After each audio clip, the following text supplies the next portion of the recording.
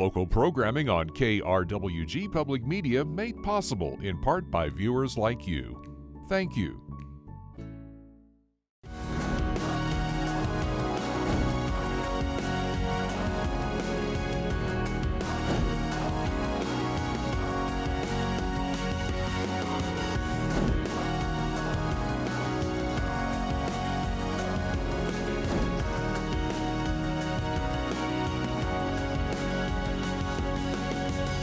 Welcome to Fronteras, a changing America. I'm Jonny Coker. The community of Sunland Park and the neighboring Santa Teresa have been plagued with ongoing issues surrounding water provided by the Camino Regional Utility Authority, otherwise known as CRRUA. Residents in the area have voiced concerns over what they say is unsafe drinking water and poor communication with the public over the issue. KRWG Public Media scholar Noah Race has more in this report. That's what I'm saying. I have health concerns. Jesus Paqueta and others in Sunland Park and neighboring Santa Teresa have been to many public meetings since December to voice their concerns over the safety of the water that they are being provided. They said it has nearly 4 times the legal limit of arsenic, as well as elevated pH levels and discoloration. If you're drinking the water here in Sunland Park, you're not drinking it safely. Yours yellow today? No, not mine's yellow, not today. Like many others in the area, he points the blame at the Camino Regional Utility Authority, which serves the area with water. I have very low feelings for them dudes. You know, they give me a lot of anxiety because they know what they're putting out there, yet they're defending themselves. And not only that, they got the city council involved. I mean, the city council is no longer protecting its constituents. It's protecting CRRUA. After living in the area for over 30 years, he says that he has seen health effects that he thinks can be traced back to the history of bad water. 3 of my brother-in-laws have gotten cancer. They've been living there for a long time. My wife has gotten kidney stones removed. Jesus added that he once took this picture at a local laundromat with a sign that said the water is coming out yellow and it is up to the customers if they want to wash their clothes. Jesus also installed a water filter to his house, and this was his filter after only 1 month of use. Others say that they are experiencing health-related issues related to the water. Rashes here and there, eyes, eyelids, you know, really red and rashed up, swollen. Rashes throughout the body, you know, my hands especially were getting almost eczema style kind of skin. Mark Alonso moved from out of state to Santa Teresa 3 years ago, and he says that he has also experienced health effects from the water. Like many others, he has to pay more to get water that he trusts. I think we did the math, and I think it was around like $700 that year, you know, for a year of just paying for water, because, you know, we have 3 5-gallon jugs, and, you know, filling those up at, you know, $1.25 each, you know, for 3 of those, so that's like almost $5, a little over $5, and, you know, every 2 weeks or every week, you know, so it does add up. Mark and his wife eventually installed their own reverse osmosis system in their house. While this fixed their issue with water, communication with CRRUA has been the next biggest challenge. We maybe have gotten in touch with CRRUA on the telephone 3 times, and that was just the front desk. You cannot really talk to anybody higher up. I know one of their board members says that, you know, his number's posted at a bakery and you could call him at any time, but we've called and it went straight to voicemail. This lack of communication has plagued CRRUA throughout its history. Back in December, CRRUA was aware of an issue with the water quality 2 days before notifying the public. In the days following the alert, CRRUA Chairwoman Susana Chaparro informed state representatives, senators, and even the Lieutenant Governor Howie Morales of what happened over text. Lieutenant Governor Morales says that the state is doing what they can. Some of the requests that we've had from attorneys of people in the area, if the state can just come over and just take over the board, and we're not able to because of state statute. But it doesn't take away the fact that we are here available to provide that technical support, to provide the ongoing testing if necessary, and then to make sure that we can have the funds to support the physical plant itself to ensure that we never have to deal with this again. Those funds may be important in fixing the water infrastructure. After December, a report detailing 58 corrections was given to CRRUA to fix from the state. As of May 3rd, they have completed 70% of the checklist. Along with that, a new powers agreement is restructuring the board to have water experts on the board instead of local elected officials, although this got delayed due to one of the parties losing the paperwork. Having the ability for them to appoint technical expertise to that board, I think, is another effort that we're working to have that be in place. It also appears that CRRUA was off to a bad start from the beginning. In the 1990s, a feud started between the city of Sunland Park and Doña County over who was going to provide water to Santa Teresa. The city and county were locked in a legal battle, which ended when then-Governor Bill Richardson helped create an agreement between the city and the county that resulted in CRRUA's formation. I drink the water. CRRUA board member Alberto Jaramillo is one of the representatives from Sunland Park. At a town hall meeting in April, a resident brought a jar of water in for him to drink. He and the executive director did not drink that water. So one of the persons that brought that jar, she said that it was been sitting there for like 4 months or something. So the issue, if in fact they did get the water 4 months ago, it doesn't mean that's gonna be there right now. So what I wanted to do, but because of the lack of the time, I wanted to go over there with the media to get water, if you know, from the faucet to show that, you know, I drink it. At the same meeting, the CRRUA executive director left before the people were done speaking. Wait, the meeting's not over. Are you leaving? Are you done with the meeting? Le llamé. Era una persona que estaba vendiendo filtros. ¿Sabe qué dijeron? Although Jaramillo says that he stayed 20 minutes longer than he originally agreed to. KRWG Public Media reached out to CRRUA for an interview with Executive Director Juan Carlos Crosby, but only received a list of the status of the 58 corrections back. Jaramillo says that the new agreement to restructure the board will help them get funds in the future and build the public's trust. Nobody is going to lend us for 20 years if they didn't have a certainty that the CRRUA it was going to be in existence in 20 years. But now that the JPA is already in place, it's been signed by, agreed to by the city and the county, and it's already signed by the Department of Finance of the state of New Mexico. Now we have the certainty that we're gonna be able to get out those fundings that were waiting for us out there. There was actually money from colonias that we couldn't get it from them, even though it was ready for us, we couldn't get it because of the JPA not being signed yet. While CRRUA is attempting to build trust in the community, many are still left skeptical after decades of bad water.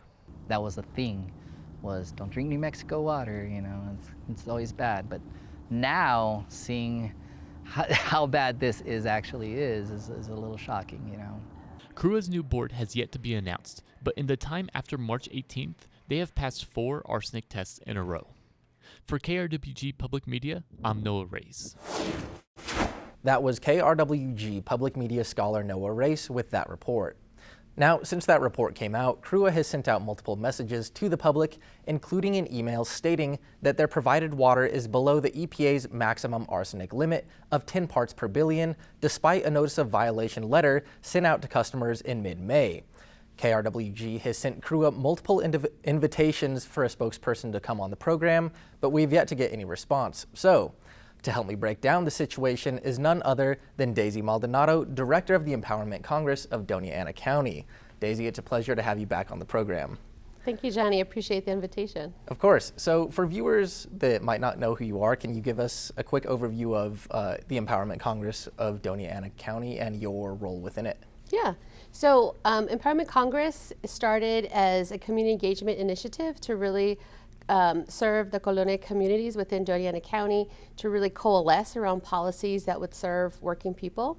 And so since I've joined as the director of the Empowerment Congress in 2018, we've sort of shifted the focus a little bit, but not entirely.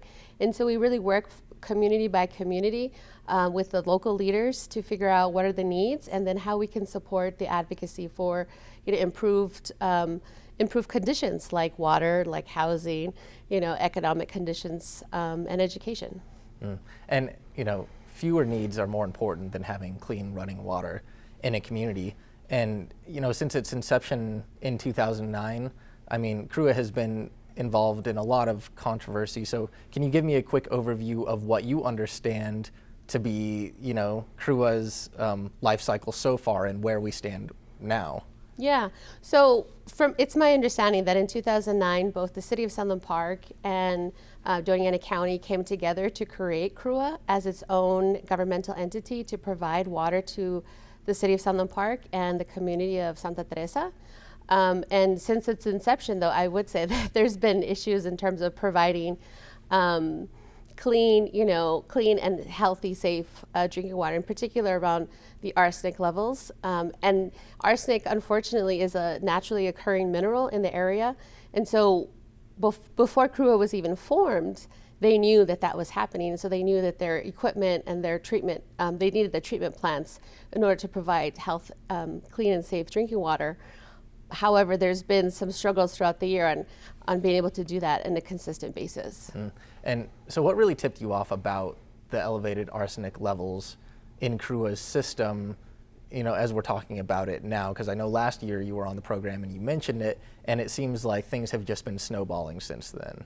Yeah, so in the first quarter of 2023, all of the arsenic treatment plants out of Sunland Park, out of CRRUA, tested positive above the 10 parts per billion that they reported to the New Mexico Environment Department, and that continued every quarter thereafter. But then late last year, right, late November, early December of 2023, they also had some high pH levels. And so the high pH levels really indicated to the customers that something was happening because the water was slimy. And so from that initiated lots of attention from the New Mexico Environment Department, as well as media, to say, well, what's going on?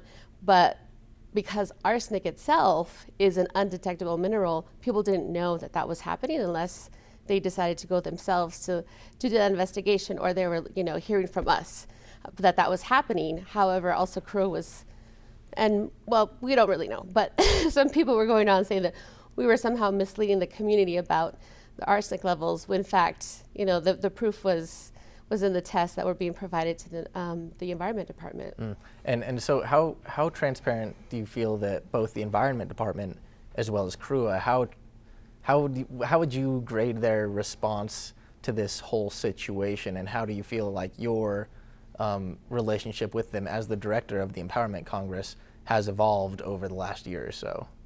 Yeah, I mean, I would definitely say it's degraded in terms of a grade. It's C-, maybe a D. Okay. Yeah, they haven't been very responsive to Empowerment Congress, and I think there's a sense anyway that I'm getting that they've been a little on the defensive side in terms of Empowerment Congress being critical of their operations and their communication with the public.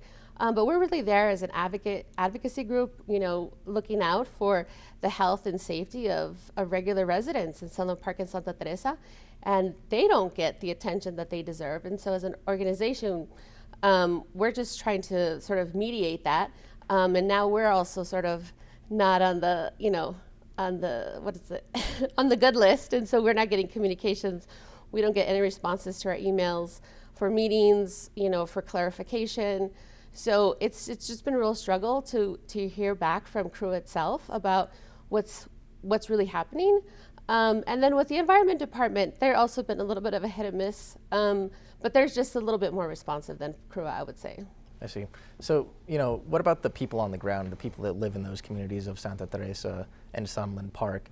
What have you been hearing from them? I mean, I know our KRWG's Noah Race talked to individuals who feel that they've been suffering from health effects from this water contamination. Do you feel they have that is an accurate assessment? Do you think people could really be being affected by this? I mean, with the arsenic in the water, do you think that's credible? Absolutely. Arsenic is a carcinogen, which meaning it could cause cancer, and even just a little bit over time, it builds up in your system and can really have some negative health effects. Empowerment Congress, we did do some community outreach early in April, and we spoke to about 700 people. And there was a handful, right? It wasn't an overwhelming amount of people, but I would say about 100 people who said that they were concerned for their health because of the water. And is CRRUA and the New Mexico Environment Department, are they aware of the individuals that are expressing expressing those concerns, as far as you know. Yeah, as far as I know, I don't think that that's the case. I know when we had initially had those conversations about health issues, both CRRUA and NMED said that people should be speaking with their physicians, and had nothing to sort of point them to say, you know, these are the health impacts of arsenic, or there hasn't been anything really that's come out. And in fact, they directed us to speak with the health department to get more information about that. And before you follow up, nobody from the health department has followed up with us on that either. I see. And so, I mean, southern New Mexico, Doña County, there's a lot of really poor areas within our communities. So how has this affected people? I know people have gone through lengths of having to provide themselves, you know, with their own water or water from other sources rather than CRRUA, because they don't trust the water, and that is definitely a financial burden for some individuals as well. Like I said, compounding on top of already, you know, fairly low income situations. What have you found in terms of individuals experiencing that? Yeah, so what we've heard, and it's a mixed responses. So some individuals are, you know, buying water, bottled water, you know, to supplement it as opposed to consuming it, which has been a financial burden for them. And others, because it's too much a financial burden, you know, they have just made the decision that they're going to drink the water even if it might not be safe to drink. And so they're sort of, you know, this, you're asking about the health issue before, this sort of like they're putting their health on the line because they feel it's uncertain whether or not they should be drinking it, but they really don't have the financial capability to, you know, buy water, you know, from the store, or, you know, get some filtered water, or buy a filter for their home even. And you know, I mentioned at the beginning of the interview, you know, there are a few issues more important than having clean drinking water in your community. Do you feel that, and this is getting some attention from the top level, even, you know, U.S. Congressman Gabe Vasquez was recently in town to speak with CRRUA. Do you feel like the attention that's being put on this issue, how confident are you that that is going to lead to any sort of meaningful change? Yeah, well, I will say maybe in the last 4 months, you know, the information that CRRUA has provided the community is that they are providing, you know, clean water in the sense that it's testing below the EPA limit of arsenic.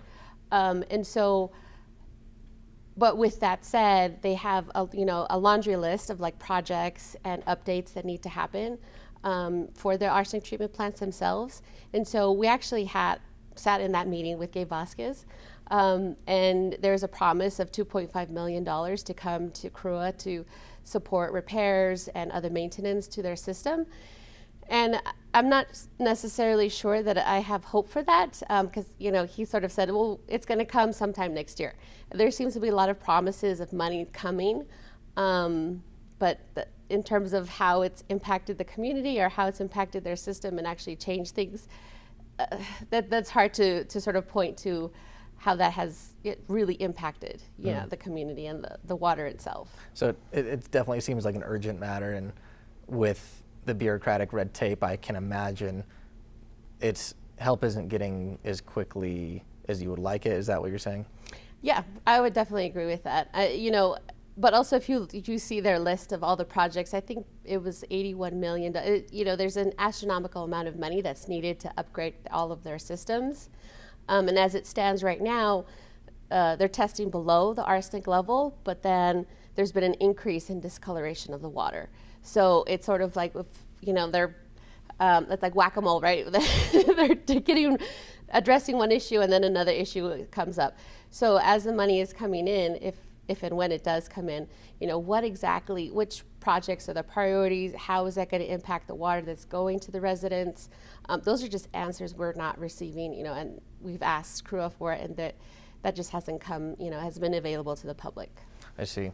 And, you know, at least from my own anecdotal evidence, it seems like, at least in terms of press releases and emailed releases to the public, CRRUA has been ramping up that information, at least from a journalistic perspective, these releases that I'm seeing. And let me read you a quote from one of those recent releases. It said, quote, discolored water calls are down 75% from February to April. Those calls include brown and yellow water. In some cases, multiple calls were received for the same issue. Since each call represents a customer who needs assistance, each call is recorded and counted. And you know, that's something that I found interesting that they would be tracking.